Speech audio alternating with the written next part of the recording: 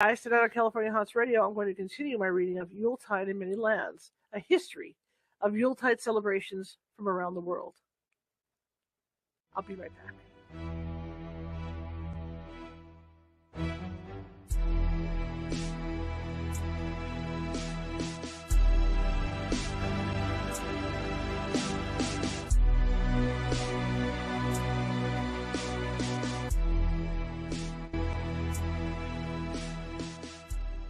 Grab your popcorn and snacks. Find a comfy spot, take a seat or lie down, and let me transport you to a place of fantasy, ghost stories, ancient legends, odd creatures, alien encounters, and other magical topics. You may even decide to join the conversation. From faraway lands to your own backyard, with a small dash of pixie dust. Turn out the lights and open your minds. The journey is about to begin.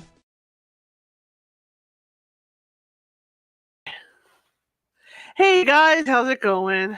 I don't know what I did that for. Welcome. My name is Charlotte. I'm going to be your host for the next hour. I'm also the owner of the California Haunts Paranormal Investigation Team based out of Sacramento, California. We are 45 strong up and down the state, which means if you think you might have a paranormal problem, we can help you out. California is a big state, so it might take us a while to get to you, but yeah, we can definitely help you out with that. And in the event that we can't get there right away, we do have psychics on staff who could phone you and talk with you about what may or may not be going on. And in most cases, they can settle down the energy or whatever's going on until we can get out there. But like I said, it may take us 1 or 2 days, okay? Okay, if you're watching from Facebook, and a lot of you are, and you haven't done so already, please feel free to follow. We're always looking for followers, trying to build up our presence online. And if you're happy with what you see today during the show, please give us a thumbs up, a heart, a smiley. Show us some love. Even come on into the chat room, have yourselves a little chat, because what that does is it registers on the main computers at Facebook, and it puts us out there to where where Facebook will share us around more. Kind of be like tossed around, right? Same thing with YouTube. If you haven't subscribed to our YouTube channel by now, please feel free to do so. Doesn't cost anything. Hello, Jerry. It doesn't cost anything. It's we're trying to reach that 1,000 subscriber goal. I was hoping by New Year's. It may work, it may not. We don't know. I'm real close to that goal. So if you could find it in your heart to do that, that'd be great. Same rules apply over there. Show us some love, some thumbs up, some hugs, things like that, because that puts us out there. That has YouTube pull us out there and put us out there in that little netherworld thing, to get us out in front of people. And maybe you're home and there's some people that have people in your house, right? And they haven't heard the show yet, and you like the show, so share it with them. Have them come on over. Go, hey, check out this little show. You can find us on Facebook at California Haunts Paranormal Investigation Team, California Haunts, California Haunts Radio, California Haunts Ghostly Events. You can find it under my name. You can find us under Sacramento Sears, SEERS. You can find us over at YouTube at youtube.com/at California Haunts Radio. We're on Instagram under Ghosty Gal, all lowercase. You can find us over at TikTok, and we are California Haunts over there. On Twitter, we are California Haunts. And on Twitch, I believe we are Cal Haunts. You can also find us at meetup.com. California Haunts Paranormal Investigation Team at meetup.com. Okay. That being said, again, if there's anybody, if you like what you hear today and all that, feel free to share us. Share us around. Just like tonight, I'm going to be reading from this book, and if you're having dinner, it's great to just listen. Put your fuzzy slippers on, dim those lights, get your eggnog or hot cocoa or whatever it is you drink, and sit down by the fire and just listen, right? Just listen to these stories. This particular book that I have, Yule-Tide in Many Lands, is a book that was written in 1908. So when I talk about traditions, we're going way back in traditions, way back to olden times before there was even electricity. Okay, so we're going to be talking about that, and we already went over. Let me move some of this over. I hate having cords dangling. Okay, and we already got to the point of this book. We're in chapter 2. No, we're in chapter 3. Sorry, and we did Yuletide in ancient times, and we also covered Yuletide in England. Well, now we're going to go to Germany. So you're going to come on this journey to Germany with me. and to see what their things were. And what was interesting about England was that we always talk about the turkey during the holidays, whether it's Thanksgiving or Christmas, maybe even a ham at Christmas, right? With England, it was interesting because yes, they technically they have ham because the main dish on their plates or their tables back in the 1800s, early 1800s, mid 1800s, was wild boar. So in a way, that kind of takes us back to that whole ham thing. But the secondary thing on their tables was pheasant. So who'd have figured that, right? So it's pheasant. So now we're going to go to Germany, and I'm going to read from this book, and we're going to see what it was like in Germany in those ancient olden days. We're going to start out learning about Alexander the Great. Let me have a little drink here. I know you guys like my cup. Let's get my cup ready. See, we're gonna just fill up Santa here. You can hear me filling up Santa. Okay, now I'll drink from Santa. So I'm gonna be reading tonight, and this one, um, like I said, it was written in 1908. So here we go, and like I said, I'm gonna be off page here reading. So if you have a comment or something, I'll check back, you know, sporadically to look at the comments and stuff. But like I said, this is one of those things where you have to sit here and stare at me just reading. You can go do whatever you need to do. I have people that do their laundry and clean their house. They put me in their pocket and off they go about to do their business. So, okay, here we go. Yuletide in many lands. Yuletide in Germany. I'm going to kind of move this over here too because, okay. Let me make sure. Get this down a little bit. Okay. All right, so here we go. It was way back at the time of Alexander the Great that Germany was known to be to be the civilized world of an adventurous sailor. Oh, sorry about this. Let me start over. I got ahead of myself. It was way back in the time of Alexander the Great that Germany was made known to the civilized world by an adventurous sailor named Pythias, a man of more than ordinary talent, who was sailing northward and discovered a land inhabited by a then unknown people. He reported his discovery to the Romans. But the difficulty was that Pythias had seen so much more than any of the Greeks or Romans of those days that they utterly refused to believe his statements. Time has proved that the sailor was nearer right in many of his apparently visionary statements than his countrymen dreamed, although it has taken centuries to prove the fact in some cases. The people whom Pythias then introduced now I'm going to say Pythias. I'm going to Pytheas. That's how I'm going with it. The, the people whom Pythias then introduced to the polite world were Teutons, Teutons, a branch of the great Aryan race and closely related to the early English. The men were simple, truthful, and brave, but were quarrelsome.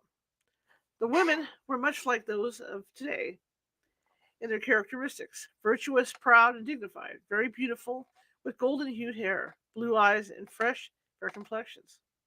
Like most of the early peoples, the the Teutons worship gods and goddesses, and so have many customs and traditions in common with other branches of the Aryans. If England has enjoyed the merriest Yuletides of the past, certainly Germany enjoys the merriest of the present. For in no other country is the day so fully and heartily observed.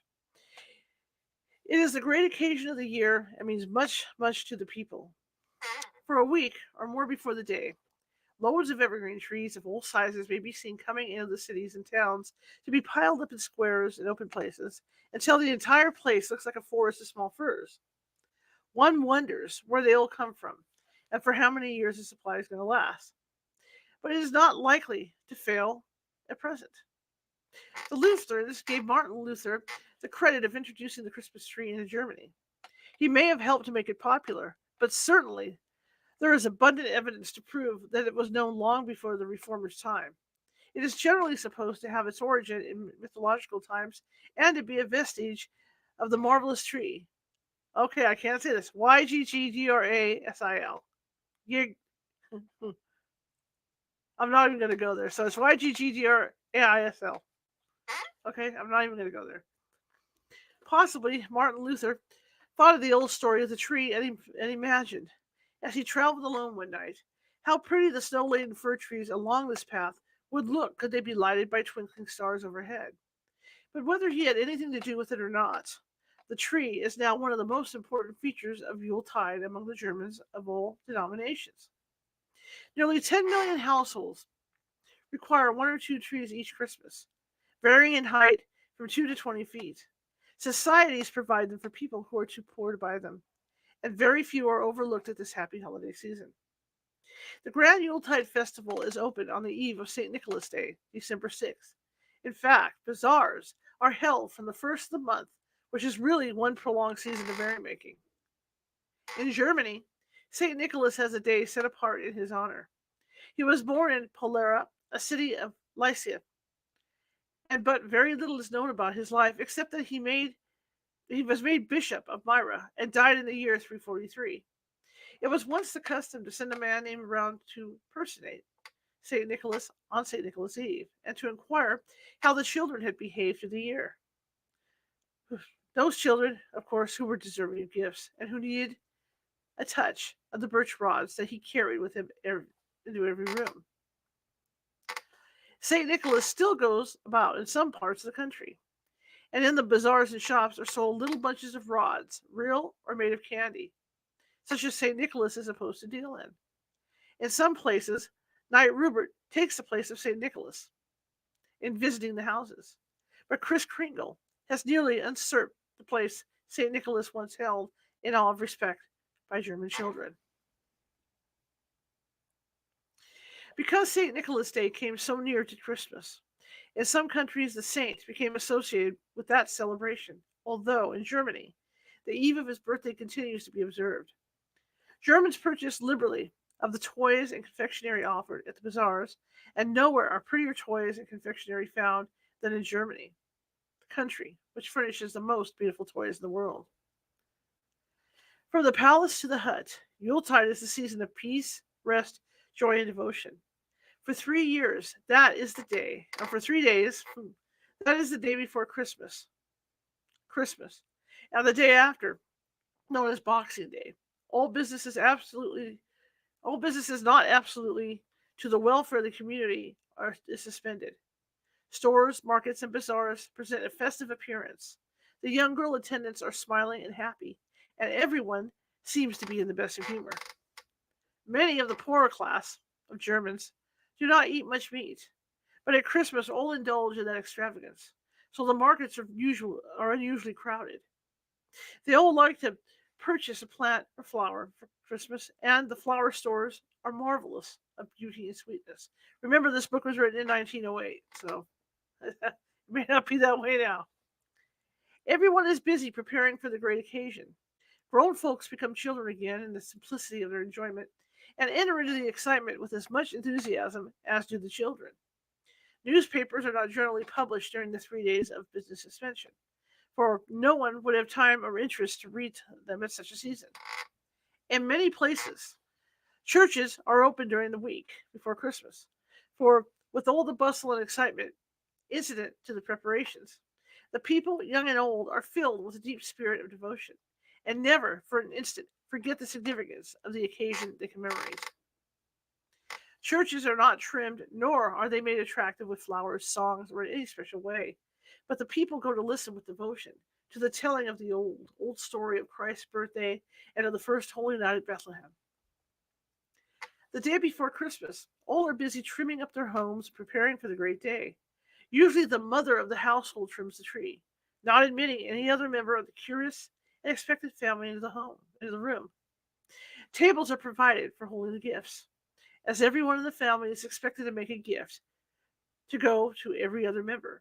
And it is surprising to note that interest taken in these simple gifts, often a soap rose, an artificial flower, knitted lace, even sausages, cheese, and butter, and with each and all the ever-present Christmas cake. It is spiced and hard, cut into every manner of device, men, women, animals, stars, hearts, etc. The Pfefferkuchen, which is pepper cakes, or some similar cake, are to be seen everywhere at Christmas time. The gifts are accompanied with short verses, good, bad, or indifferent, according to the talent of the giver, but all serve to make the occasion merry. In some families, these simple and inexpensive gifts are so carefully kept that collections may be seen of gifts received by different members of the family since their infancy. On Christmas Eve, the guests assemble early, and by 6 o'clock, the signal is given for the door of the mysterious room to be opened to admit the family to the tree. How about this? Oh, hemlock tree, oh, hemlock tree. I'm just reading. How faithful are thy branches. It so scared me. Green not alone in summertime, but in the winter frost and rime. Oh, hemlock tree, how faithful are thy branches. And now that I broke your ears, I'm sorry, I just couldn't resist. It just came up.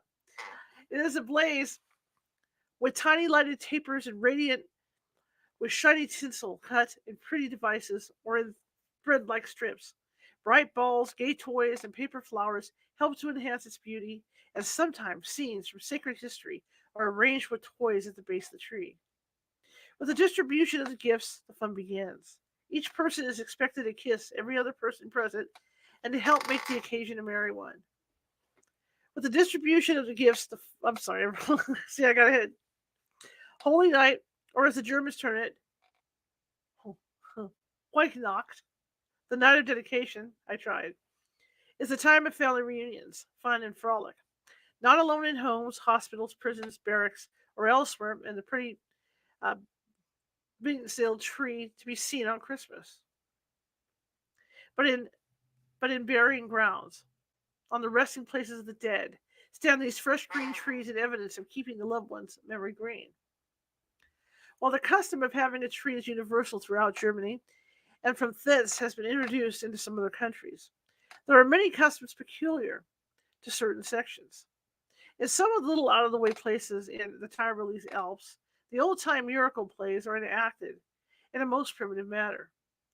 As the peasants rarely, if ever, attend a theater or have any opportunity to see a modern play, this occasion attracts them from far and near. Where is the theater? Who are the actors? Do you ask?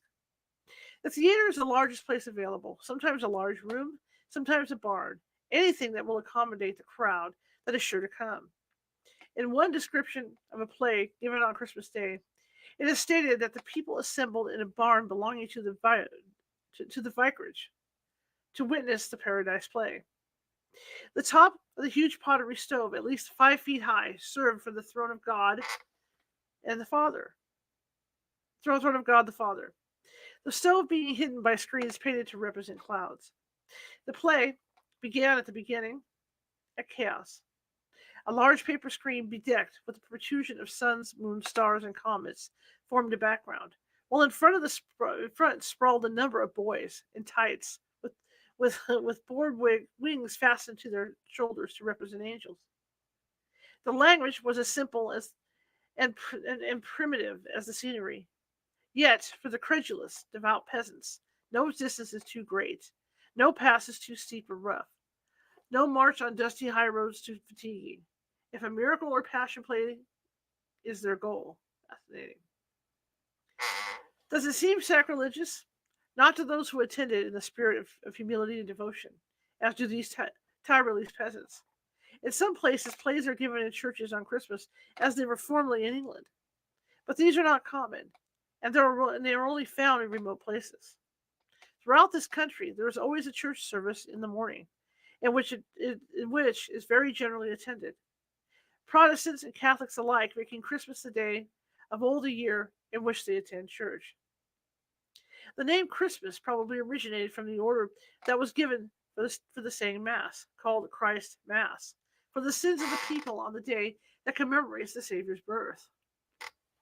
One beautiful feature of a German Christmas is the widespread thought for the poor and the interest taken in them. Many wealthy families have charge of a certain number of poor families, and on Christmas Day invite them to their own luxurious homes to receive gifts and enjoy the treat prepared for them. An address, prayer, and song as they stand around the tree precedes the distribution of the gifts, usually of clothing and food, with which the guests fill the bags and baskets they bring with them.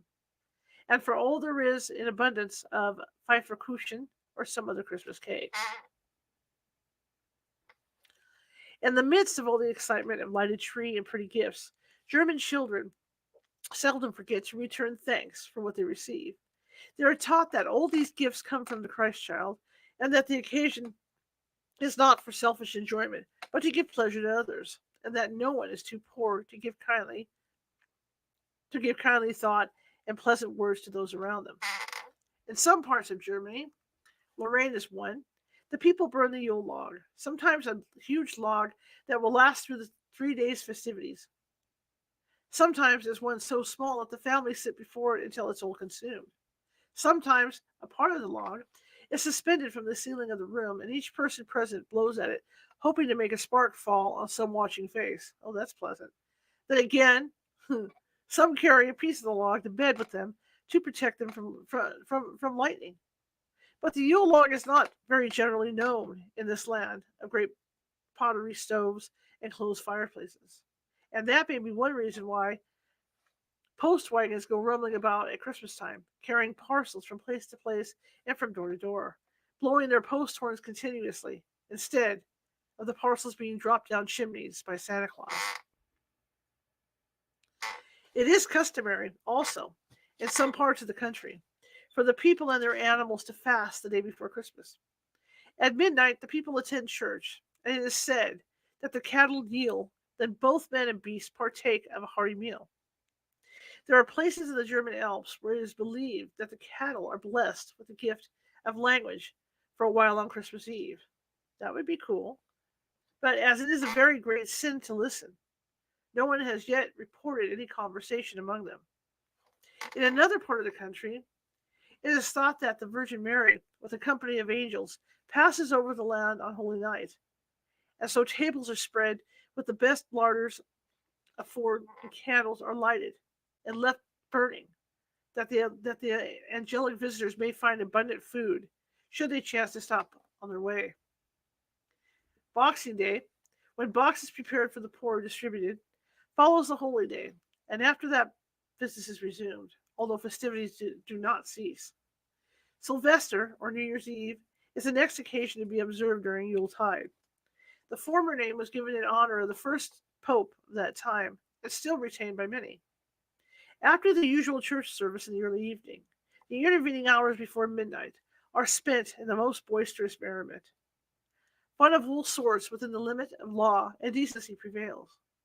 Anyone venturing forth wearing a silk hat is in danger of having his hat, if not his head, smashed. Hat off, cries the one who spies one of these head coverings, as if the order is not instantly obeyed. Woe! Okay, and if the order is not instantly obeyed, woe beside the luckless wearer. At midnight, old Germany, or at least all the cities and the larger towns, may be seen out of doors or leaning from windows, waiting for the bells to ring out the old year and welcome in the new. At first stroke of the bells, there arises one universal salute of Prosit.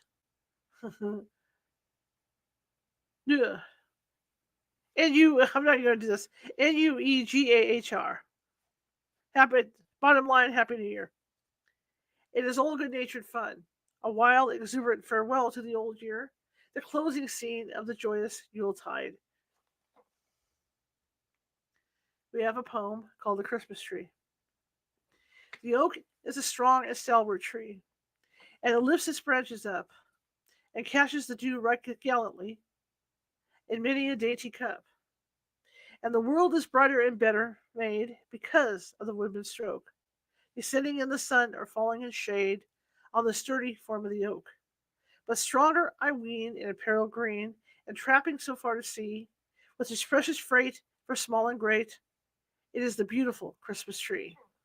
The elm is a kind of goodly tree, with its branches bending low. The heart is glad when its form we see, and wills to the river's flow. And we list to the rivers. Okay. Ah, the heart is glad, the pulse is bound, and joy illumes the face, whether a goodly elm is found because of its beauty and grace. But kinder I ween, more goodly in mien, M-I-N. But kinder I ween, more goodly in mien, with branches more drooping and free, The tint of those leaves fidelity weaves. It is the beautiful Christmas tree. That was by Hattie S. Russell. All right, we're moving on to Scandinavia. Yuletide in Scandinavia. We have a little sip of drinking here. See, I hope you're learning something. I love this book. It's fascinating. I'm a history buff. Being a history, I'm mostly you know, I like this type of history.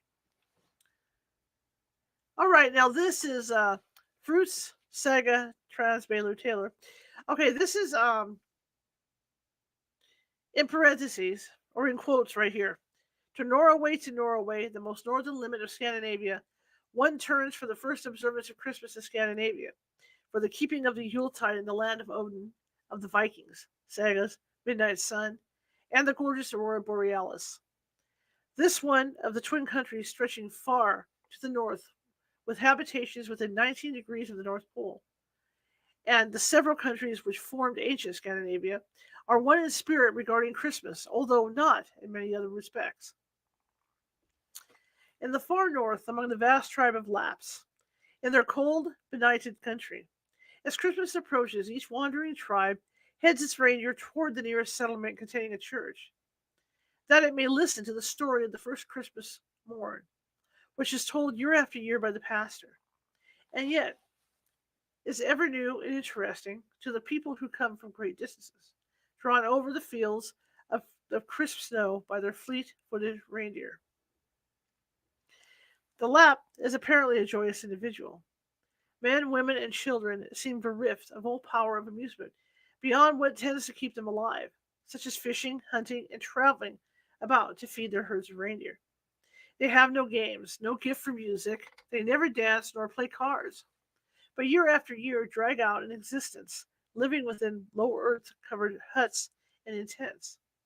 Even the best homes are low and poorly ventilated, for windows are not needed where darkness reigns for months together, where the sun is not even seen at all during 6 or 7 weeks of the year, and where people live out of doors during the long summer day of sunlight that follows.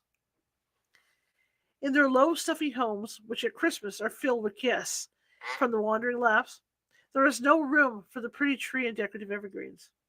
The joy afforded these people at Yuletide is in the reunion of friends, in attending church services, in the uniting of couples in marriage, and alas, in the abundance of liquor freely distributed during the season. That could work.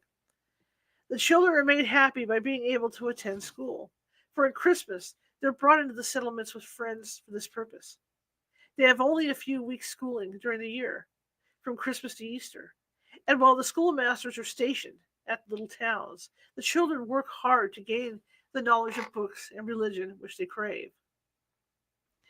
In this terrible winter night of existence, mist and appalling darkness of nature in mind, the one great occasion of the year is Christmas.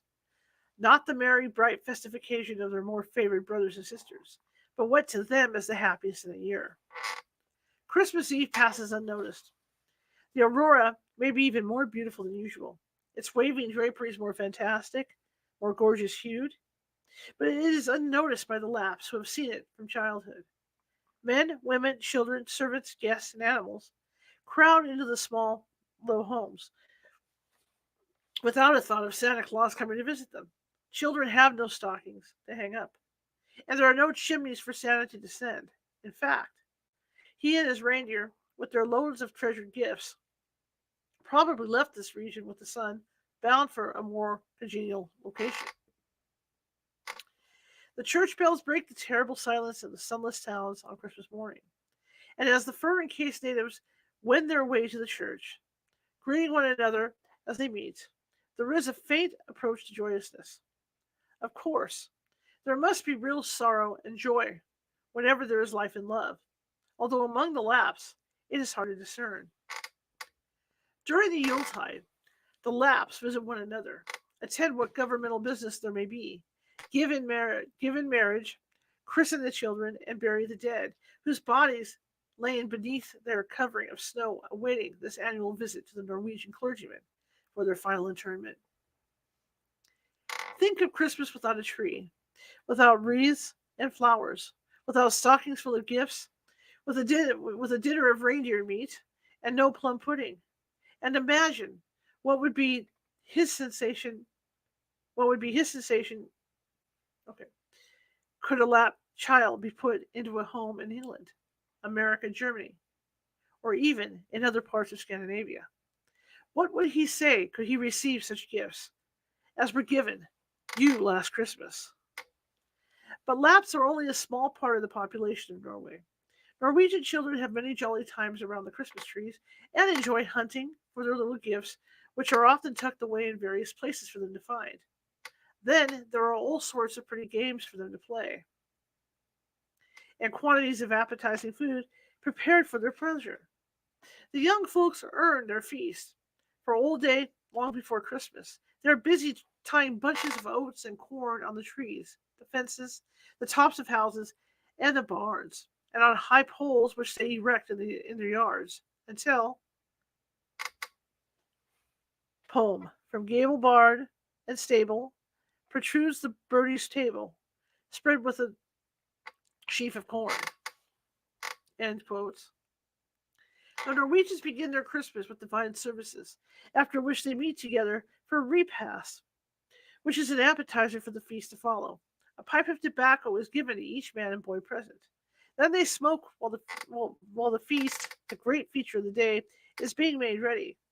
Fish, poultry, meats, and every variety of food known to the Norwegian housewife is served in courses, between which toasts are given, health drink, and the songs of Norway rendered. Among the latter, all Norway is included, for the people never forget the past history of their beloved country. One of the pretty customs of these occasions is that each guest on arising turns to the host and hostess, who remain seated at either end of the table, and, bowing to each, expresses his thanks for the meal. Sometimes, after the serving of tea at 7 o'clock, little boys in white mantles, with star-shaped lanterns and dolls to represent the Virgin and the Holy Babe, enter the room and sing sweet carols. Often strolling musicians arrive, such as go from place to place at Christmas.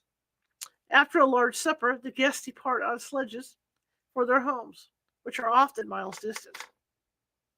Do you suppose, on Christmas Eve, as they look toward the fading light in the west, the children of Norway ever think of their Scandinavian cousins, the little Icelanders, and their peat houses on that isolated island in the sea, where the shortest day is 4 hours long, and where at Christmas time the sun does not rise above the horizon for a week, and wonder how they are celebrating Yuletide? Christmas is a great day for them also, for they cling to the old songs and customs, and could the west wind convey the sound of glad voices across the wide expanse of water separating the island from the mainland, Norwegian children might hear the Icelandic children singing one of their sweet old songs. I don't know the tune, so here we go. I'm just going to read it. When I do good and think aright, at peace with man, resigned to God, thou look that thou lookest on me with eyes of light, tasting new joys and joys abode. In Sweden, there is a general house cleaning before Christmas. Everything must be polished, scrubbed, beaten, and made clean. And old rubbish burned for dirt, like sinful thoughts, cannot be tolerated during the holy festival. As early as the 1st of December, each housewife starts her preparations for the great day. Many have worked all the year making gifts for the occasion, but now the carpets must come up and be beaten. The paint must be cleaned, and the house set in order. The silver, which has been handed down from generation to generation, together with that received on holidays and birthdays, has to be cleaned and polished. So must the brasses, the tall fire logs, the stately andirons, and the great kettles all must be made to reflect every changing ray of light. Then the baking for a well-ordered household is a matter of great moment and requires ample time. It is usual to be in at least 2 weeks before Christmas. Bread is made of wheat and rye flour, raised overnight, then rolled very thin and cut into discs 12 or 14 inches in diameter, with a hole in the center. After having been baked, these are strung on a stick and left to dry under the beams of the baking room. as they will keep for a long while. Large quantities are made at this season in each household. Then follows the making of the sweetened, soft rye, wheat, and other breads, as well as the baking of the light yellow saffron, the chocolate brown, and the thin gray colored cakes, and those that are filled with custard. Yum. The preparing of Christmas drinks always requires the close attention of good dames, for there must be an inexhaustible supply of Christmas beer. Ha, made sense. Made of malt, water, molasses, and yeast, and wine with almonds and spices and various other concoctions. I can see that. That would be cool. Here's my favorite part. Then the cheese must be made ready. I am a cheese fiend. Not only the usual sour kind, but the more delicious sweet cheese that is made of sweet milk, boiled slowly for hours, and prettily molded. The Swedish wife is relieved of the burden of making pies, as her people know nothing about the indigestible mixture so acceptable to the American palates. The festivities begin with the dressing of the tree the day before Christmas. In this, the older members of the family, with friends and relatives, join with great gusto, preparing paper flowers with which to bedeck the tall evergreen tree which reaches from floor to ceiling. They cut long ribbons of colored paper for streamers, and make yards of paper fringed to wind with the tinsel among the boughs, from which are hung bright colored boxes of sweetmeats, fruit, and fancy balls. The children are, of course, excluded from the room and obliged to content themselves with repeating the tales of Santa Claus, as told by their elders. When a gift is offered in person, or, as is more generally the case, is thrown in the door, suddenly by an unseen hand, there rings a merry, glad Friede, good Jule, meaning Merry Christmas. For that is the wish of the preceding day or days, rather than of the Christmas itself. On Christmas Eve, at early nightfall, when the colored candles are ablaze over the entire tree, and the great red ball of light shines from its topmost branches, the children are admitted to the room amidst a babel of shouts and screams of delight, which are increased upon the arrival of a veritable Santa Claus, bestrewn with wool snow and laden with baskets of gifts. On the huge sled are one or more baskets according to the number of bundles to be distributed in the family. Each bundle bears the name of the owner on its wrapper, together with funny rhymes and mottos, which are read aloud for the amusement of all. Santa Claus always gives in abundance of valuable counsel and advice to the young folks as he bestows upon them his pretty gifts. After the distribution of gifts and the disappearance of Santa Claus, all join in dancing and singing around the tree simple childish jingles, such as the following: Now is Christmas here again. Now is Christmas here again. After Christmas, then comes Easter, cheese and bread and Christmas beer, fish and rice and Christmas cheer. Excuse me. One of the prettiest dances is that of cutting the oats, in which girls and boys and there has to be an extra boy, dance in a circle singing, cut the oats, cut the oats. Who is going to bind them? They, my dearest, will have to do. That, my dearest, will have to do. But where will I find him? I saw him last eve in the moonlight clear and bright. So you take one, and I'll take one, and he will be left without one. The boys represent the cutters, and the girls the oats. And great merriment prevails as the cutters, arms encircle the waist of the pretty oats, leaving the unfortunate cutter, whom they all dance around, bowing scoffingly as they shout, No one did want you, poor sprite, no one wants you. You are left alone. You are left alone. It's kind of like doing sports in school, right? Many other games are similar to Blind Man's Bluff, Hunt the Key, and Hot and Cold, or Hunt to the Music.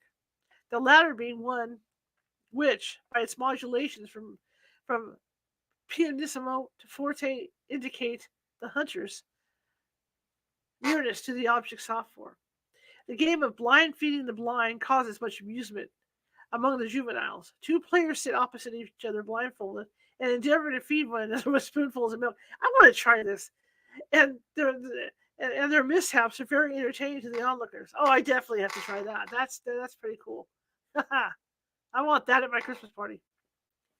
Between the hours of 10 and 11 comes the grand Christmas supper, when all adjourn to the dining room to partake of the annual feast, for which the housewives have long been preparing. The table is usually tastefully and often elaborately trimmed with flowers and green leaves.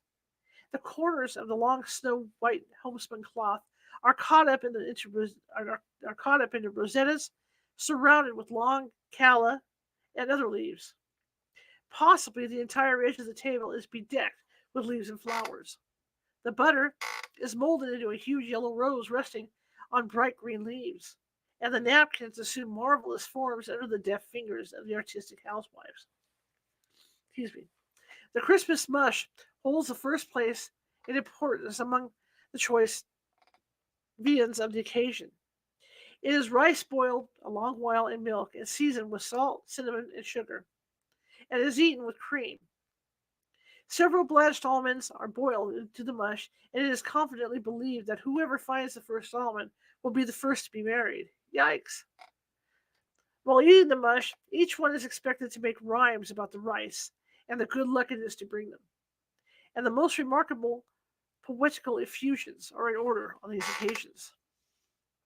The Christmas fish is to the Swede what Christmas roast beef is to the Englishman, an indispensable adjunct of the festival. The fish used resembles a cod. It is buried for days in wood ashes, or else it is soaked in soda water, then boiled and served with milk gravy. Bread, cheese, and a few vegetables follow, together with a pudding made of salt herrings. Whoa!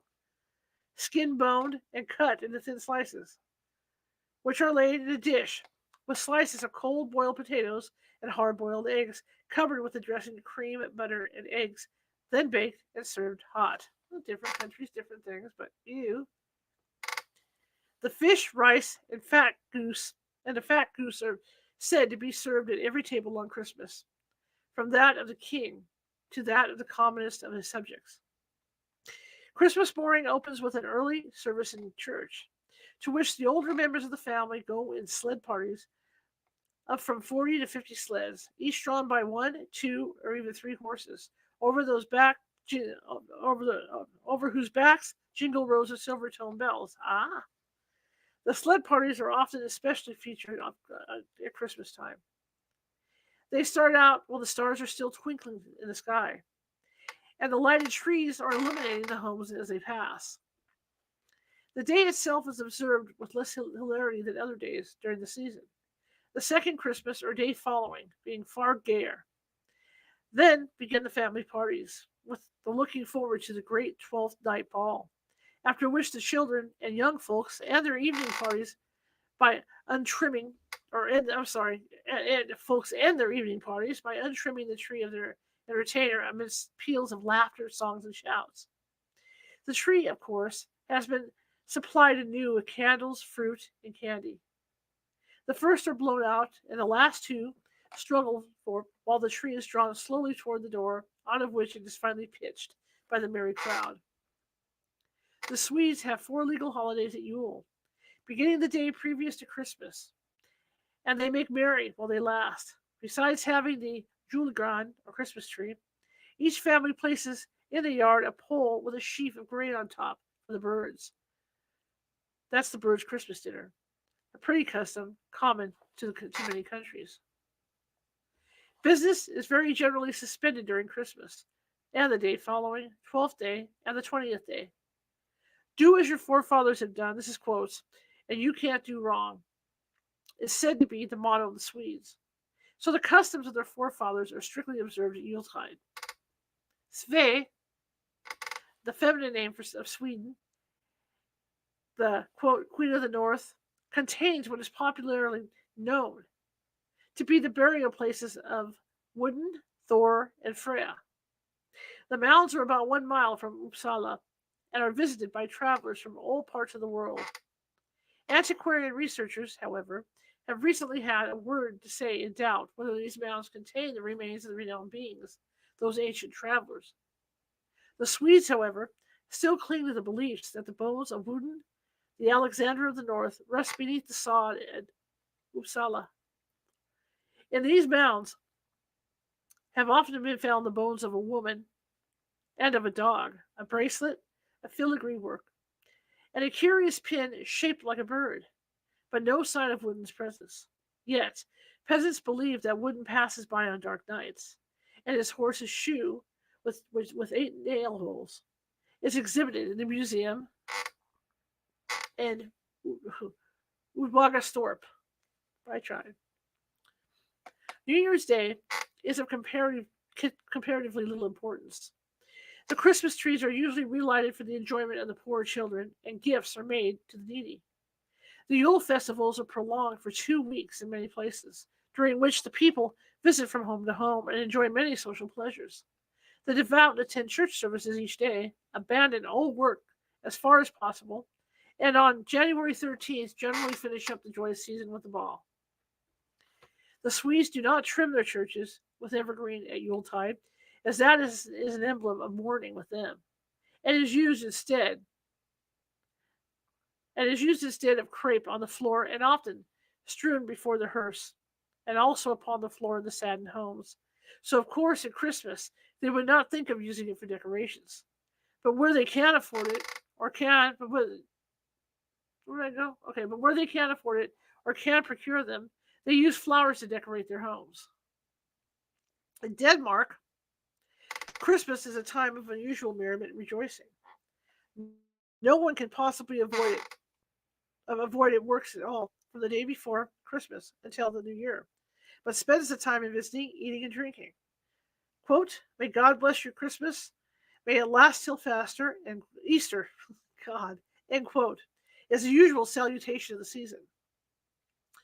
With the people of Denmark, the favorite dish for Christmas dinner is a goose. Everyone, even the cattle, the dog, and the birds, receive the best the larder affords on this occasion. There's a peculiar kind of cake that is made for each member of every family, and, for some reason not explained, the salt cellar remains on the table throughout Yuletide.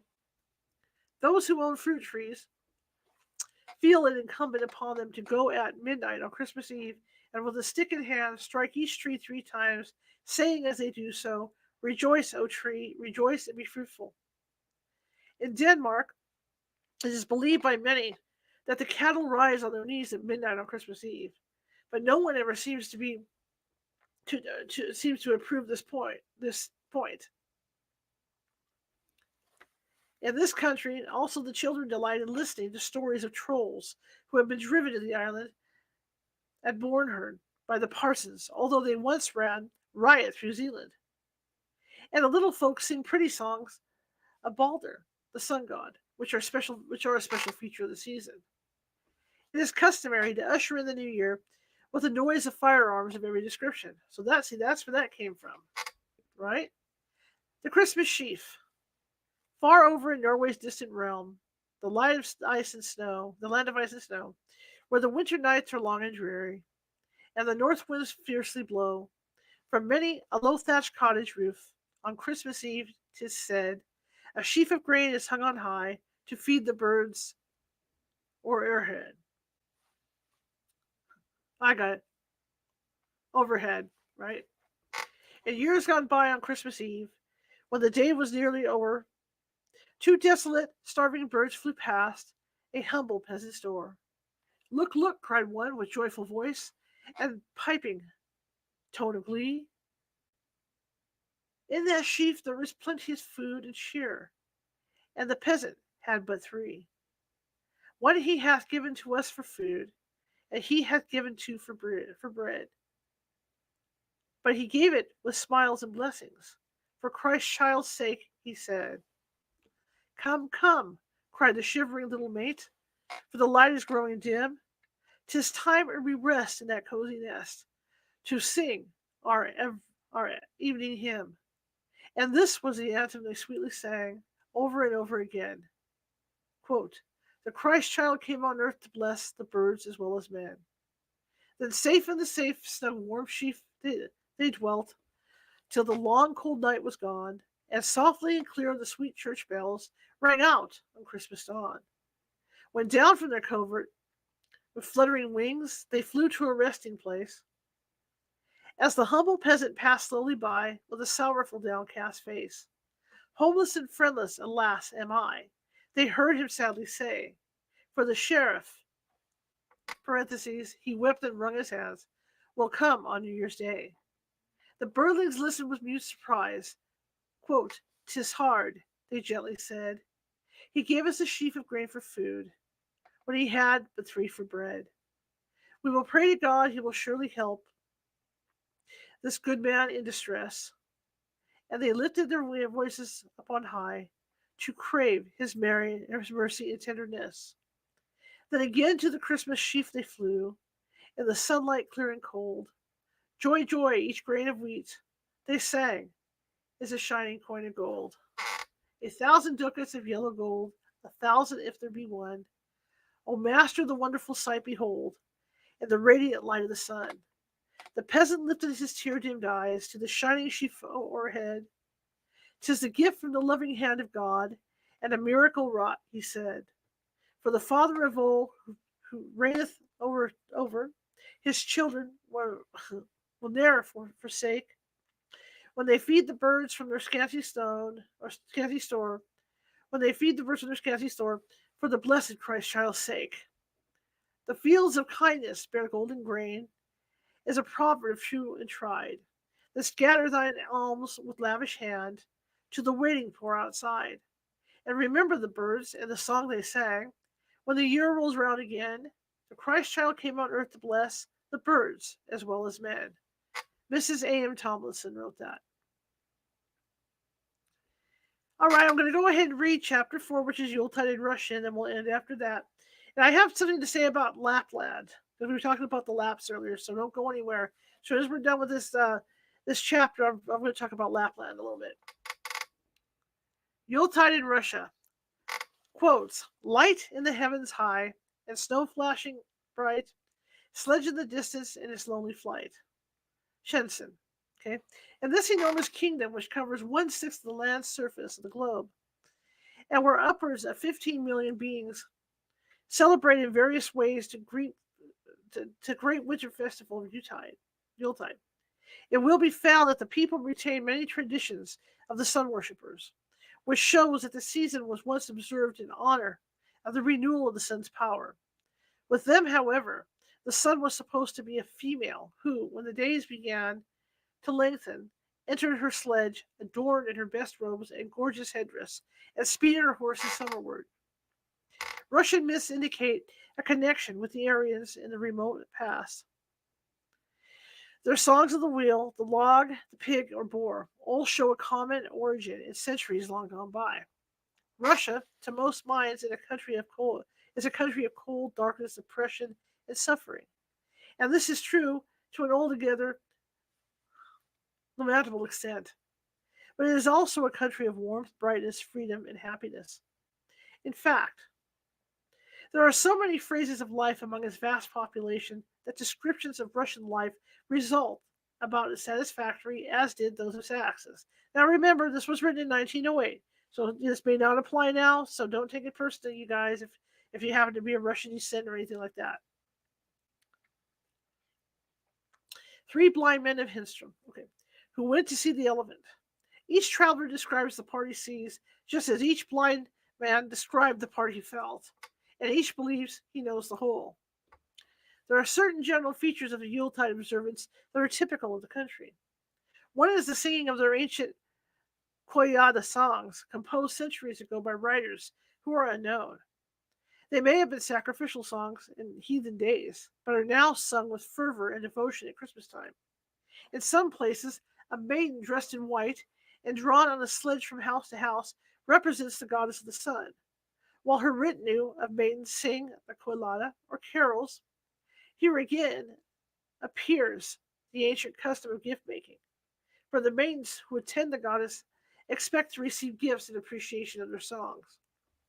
The word koylada is of doubtful origin. It may refer to the sun, a wheel, or a sacrifice.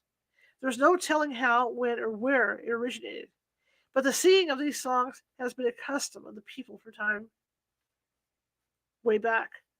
And after the introduction of Christianity, it became a part of the Christmas festivities. Ralston, in his Songs of the Russian People, gives the following translation of one of these peculiar songs. Quote, Kolyada, that's Kolyada, I'm sorry, I mispronounced it. Kolyada, Kolyada, Kolyada has arrived on the eve of the Nativity. Holy Kolyada, through all the courts and all the alleys, we found Kolyada. In Peter's Court, okay? Round Peter's Court, there is an iron fence. In the midst of the court, there are 3 rooms. In the first room is a bright moon. In the second room, the red sun. In the third room, the many stars. End quote. Strangely enough, the Russians make, make the moon the master of the mansion above, and the sun the mistress. A twist about the conception of these luminaries worthy of the Chinese and possibly derived from some of Russia's eastern invaders. In the above song, the stars, like dutiful children, all wish their luminous parents good health. Quote, for many years, end quote. In parts of Russia, the Virgin Mary and birds take the place of the sun and stars in these songs, which are sung throughout the Yule season by groups of young folks at social gatherings or from house to house, and form the leading feature of the Christmas festivities. It is hard to realize that the stolid, fur-clad Russian is a child of song, for such seem to belong to sunny climes. But throughout his life, from the cradle to the grave, he is accompanied with song, not modern compositions, for they are quite inferior as a rule, but those melodies composed ages ago and sung repeatedly through generation after generation, usually accompanied with dancing in circles. The, the Kolyadiki cover a variety of themes relating to the gods, goddesses, and other celestial beings, to all of whom Christian characteristics have been given until they now form the sacred songs of Yuletide. On Christmas Eve, it is customary for the people to fast until after the first service in church. They pray before their respective icons or sacred pictures, recite psalms, and then all start for the church where the service is. In most respects, the same as in the Roman Catholic Church. There are many denominations besides the established church of the country that hold services on Christmas Eve. But to whichever one goes, it is wise to hasten home and to get to bed in season to have a pleasant Christmas Eve dream, as such is sure to come true, according to Russian authority.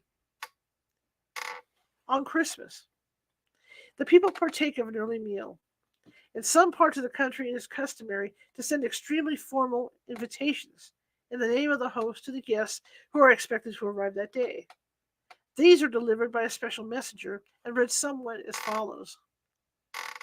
Quote, my master and mistress beg you to consider Father Artanan, I can't even say the name, and you, Mother Agafia Nelidana, that for thousands of years it has been thus.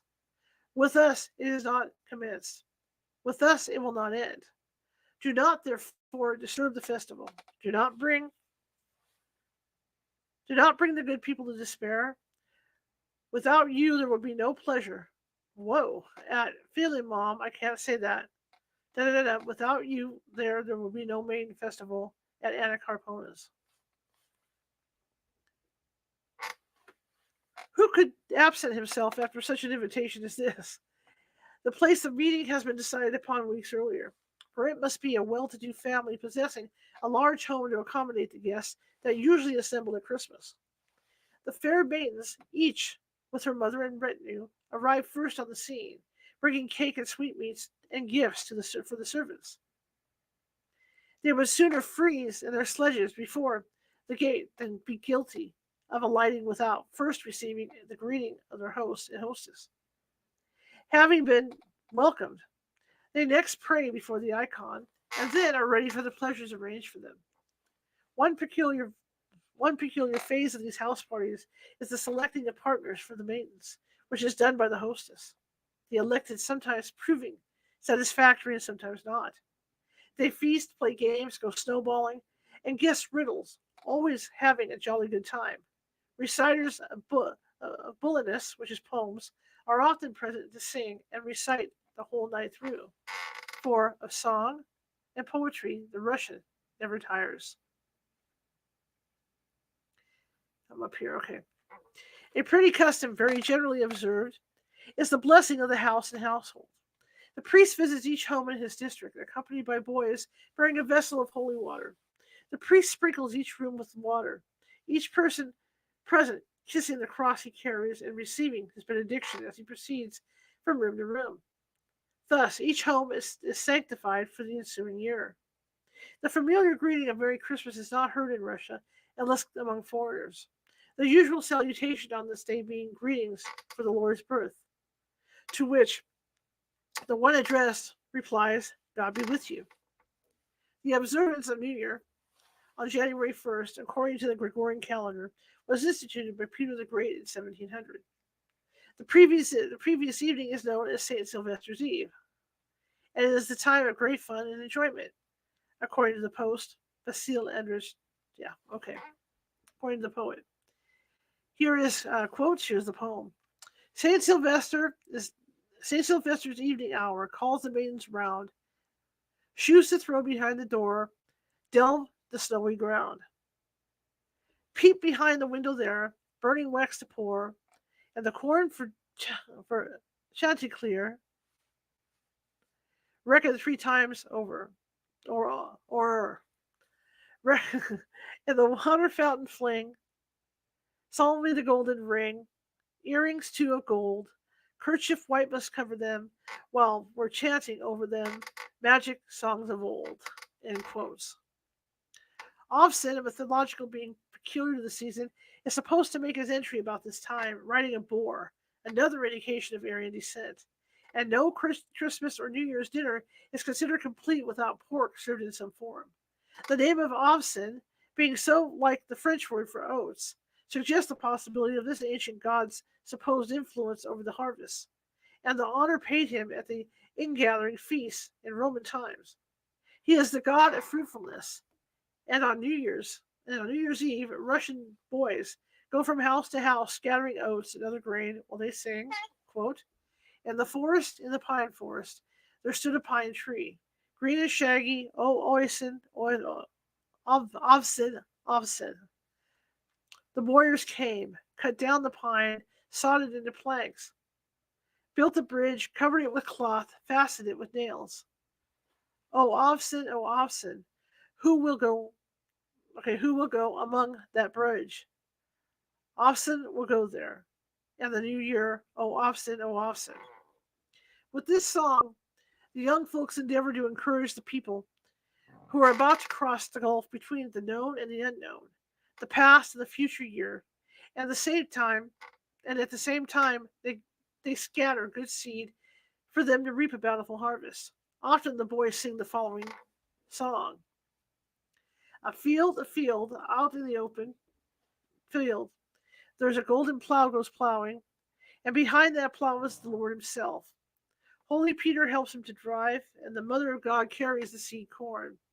Praise to the Lord, praise to God, praise the Lord God.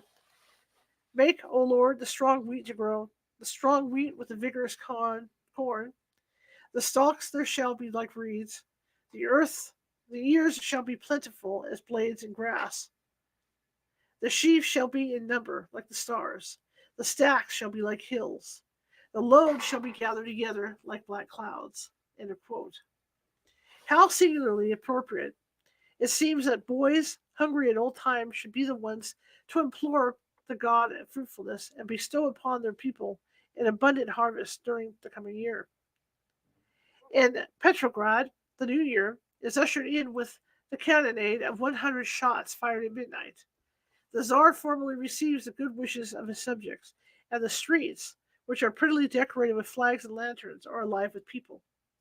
On New Year's Day, the Winter Palace is open to society, as is nearly every home in the city. For art this season, at least, hospitality and charity are freely dispensed from palace and cottage. On Solzhenitsyn, I'm trying, the last of the holidays, the solemn service of blessing the water of the Neva is observed. At 2 o'clock in the afternoon, the people who have gathered in the crowds at various points along the river witness the ceremony which closes the festivities of Yule. At Petrograd, a dome is erected in front of the Winter Palace, where, in the presence of a vast concourse of people, the Tsar and the high church of officials, in a grand and impressive manner, perform the ceremony. In other places, it is customary for the district priest to officiate. Clothes, clothed in vestments. I keep wanting to say investments. Clothes and vestments. He leads a procession of clergy and villagers who carry icons and banners and chant as they proceed to the river. They usually leave an open space in their ranks through which all the bad spirits likely feel antagonistic to the ruler of winter, the Frost King, and they flee. For water sprites, fairies, gnomes, and other invisible beings whose delight in sunshine and warmth are forced, through the power of the priest's prayers and the showering of holy water, to take refuge in the hole that is cut in the ice beside a tall cross, and disappear beneath the cold water of the blessed river. A palm branch from Palestine. Poem. Branch of palm from Palestine, tell me of thy native place. That what fair vale that was steep inclined, first thy stately growth did grace. Has the sun at dawn caressed thee, that on Jordan's waters shone? Have the rough night winds distressed thee, as they swept o'er Lebanon?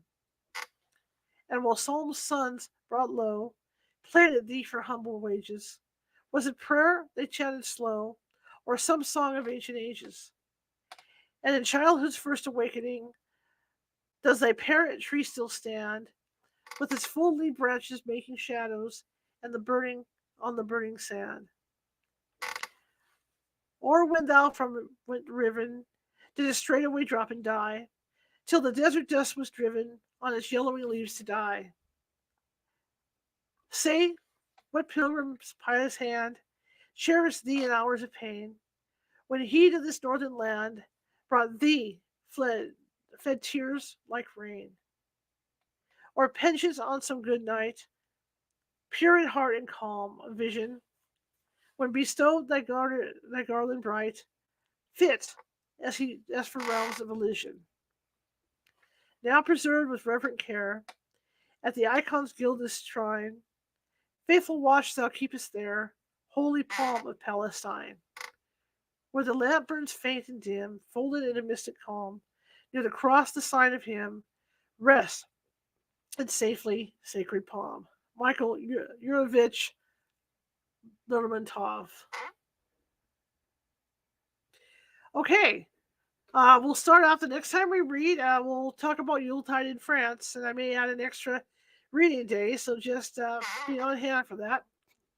So let me get back over here. I wanted really quickly, I wanted to talk about the Lapps, because now you listen to that history we just read about the Lapps, and they were into Santa Claus and all that, but now it's turned into a big public thing, because now Lapland is known as quote unquote the North Pole.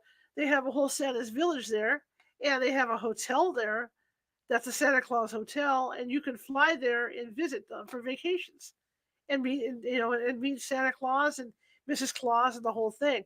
So that's what I wanted to share with you guys, was that when you look back at that original history, and Santa had didn't have a thing going on there, but now it's a big deal, right? Santa at the Arctic Circle. That's Lapland. You can Google it, look it up, and there's a whole thing with Santa there, and you can feed the reindeer and see how the reindeer live, etc., etc., etc., etc. So it's kind of cool when you think about it. Anyway, that's it for today. Tomorrow I'll be back, and you know what we might do, because tomorrow might be kind of short. Somebody gave me the idea the other day about Santa's reindeer, and I didn't realize that there were like different meanings for their names, and in different verbiages for them, as far as the countries, different countries. And I also, was doing some research on them, and it's very interesting, because if you Google it, you realize that there are different stories, outside of the original story from "'Twas the Night Before Christmas." There's different stories about the reindeer, where there's less reindeer, there's more reindeer, and there's different named reindeer. And that good example of that is like in the Santa Claus, in that third movie, was it when Chet They had that little reindeer Chet. They added that to the sleigh, right? So you had Chet. So it's things like that that I was able to pick up on. So I'm going to do a show about the reindeer. If that runs short, then what I'll do is we'll come back to this book and we'll read about France. How's that sound? Does that sound good? All right. Well, I'll see you again. I will see you. Thank you guys for coming, and thank you guys for listening. And I will see you tomorrow at 6:30 p.m. Pacific. Also, for those of you that are on TikTok, I will not only see you guys at 6:30 p.m. Pacific tomorrow, but at 8 p.m. Pacific tomorrow, I'm going to build another gingerbread house, but I'm going to do it live on TikTok. So for you guys that have for you people that listen to the show that are on TikTok, I will be there at 8 p.m. Pacific tomorrow building a gingerbread house on TikTok. All right. Thank you all. And again, if you like the show, share it with 5 people. If you hated the show, share it with 5 of your enemies. We're equal opportunity here at California Haunts Radio. And I want to thank you all for coming. I'll see you tomorrow, 6:30 p.m. Pacific. Have a great night.